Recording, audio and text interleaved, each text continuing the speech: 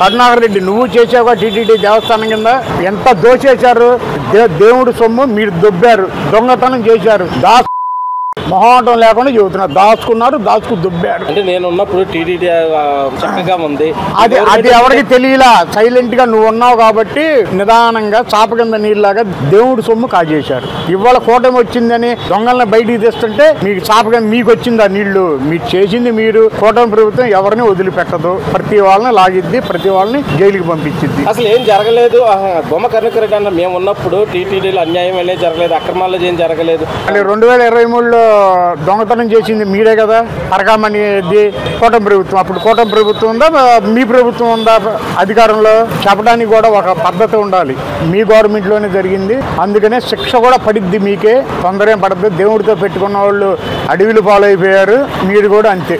అంటే దేవాలయాలు గత గవర్నమెంట్లో బాగుంది, ఇప్పుడు బాగుంది? ఇప్పుడే బాగుంది. గత గవర్నమెంట్లో దర్శనానికి వెళ్తే 2024 ముందు పిల్లలకి పాలు కాదు కదా, ప్రసాదాలు కూడా పంచి పెట్టలేదు. ఈ రోజు వెళ్ళి చూడండి, పాలు ఇస్తున్నారు, అన్నం పెడుతున్నారు, పెరుగన్నం పెడుతున్నారు, సాంబార్ రైస్ ఇస్తున్నారు.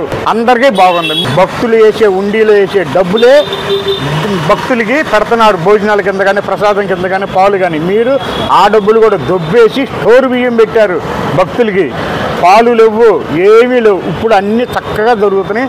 చక్కగా దేవుడి దర్శనాలు కూడా కర్మ పద్ధతిలో జరుగుతున్నాయి. మేము ఉన్నప్పుడు కల్తీ లేదు, ఏమీ లేదు. మొత్తం మీరు ఉన్నదంతా కల్తీ.